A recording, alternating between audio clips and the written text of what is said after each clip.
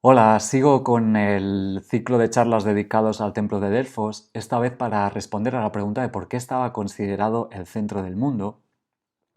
o de también por qué estaba considerado el ombligo del mundo. Bien, para responder a esta pregunta voy a echar mano de dos mitos, pero también podemos responder a la pregunta teniendo en cuenta el vídeo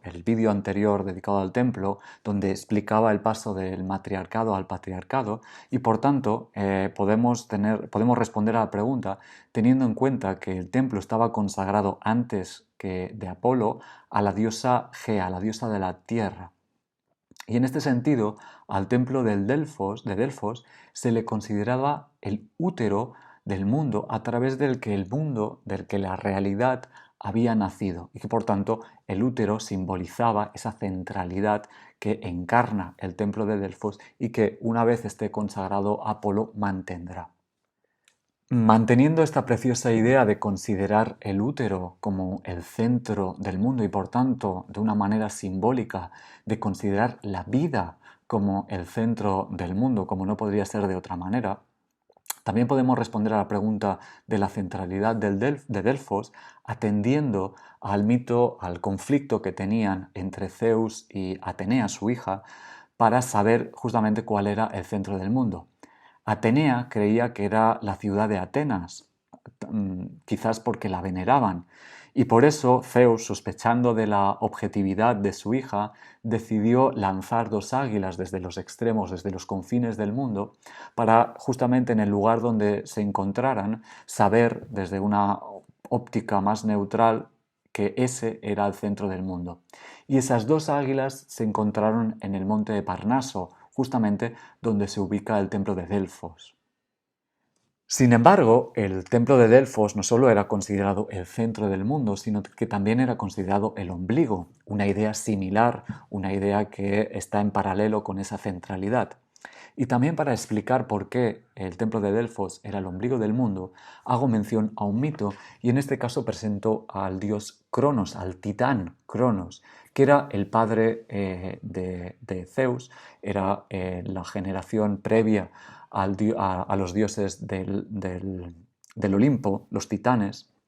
y a Cronos se le profetizó que uno de sus hijos, Zeus, lo acabaría destronando.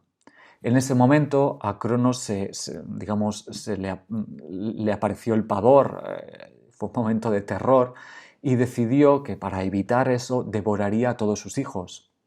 Es esa famosa, ese famoso cuadro de Goya de Saturno, que en este caso es el nombre latino de Cronos devorando a sus hijos. Pues bien, efectivamente, Cronos devoró los hijos que en ese momento tenía: Poseidón, Hades, Hera, Deméter y Hestia. Porque en ese momento Rea, que era su consorte, estaba encinta de Zeus. Cuando Rea dio a luz a Zeus, se lo presentó a Cronos presentó a Cronos una piedra envuelta en unos paños. Y Cronos, creyendo que ese era Zeus, se lo engulló.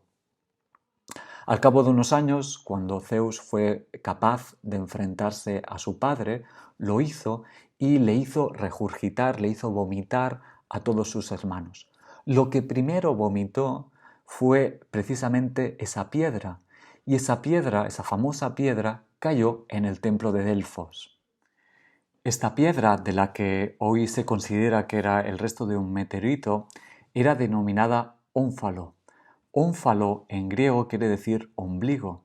y con esta connotación, con este significado, recuperaba esa idea de ser el centro del mundo, pero también recuperaba la idea del útero del mundo,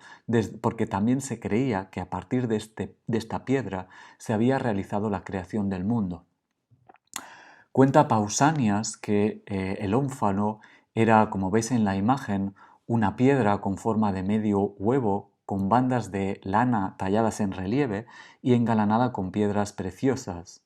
Era el símbolo donde se producía la comunicación entre el mundo de los hombres y el mundo de los dioses y de los muertos. Y justamente estaba ubicada en el Aditon, que era el lugar más sagrado del templo de Delfos. En esta ubicación del templo de Delfos también estaba enterrada la Pitón y es también en este recinto, en esta parte del templo de Delfos, donde las pitonisas realizaban la comunicación entre el dios Apolo y las preguntas de las personas que hacían las consultas. Por tanto, estaba ubicado en un lugar sagrado. Bien, para acabar me gustaría hacer una lectura simbólica, una lectura metafórica de esta centralidad del templo de Delfos. Primeramente para recuperar esta idea de entender el templo de Delfos como un ombligo, como un útero en el que se coloca la vida como el centro del universo, como aquel centro atencional del universo. Pero también, si tenemos en cuenta que el templo de Delfos era un lugar sagrado y si atendemos que una de las acepciones del término sagrado es aquello que es considerado que no se puede renunciar, aquello de lo que no podemos renunciar, podemos entender el templo de Delfos y todo lo que simboliza, especialmente ese conócete, como aquello que nos marca un centro en nuestras vidas, aquello que nos marca, de hecho, una dirección para nuestras vidas, señalándonos que lo más importante es el camino de autoconocimiento, porque es el camino que tenemos disponible, es el camino que tenemos cotidiano, a mano, para poder hacer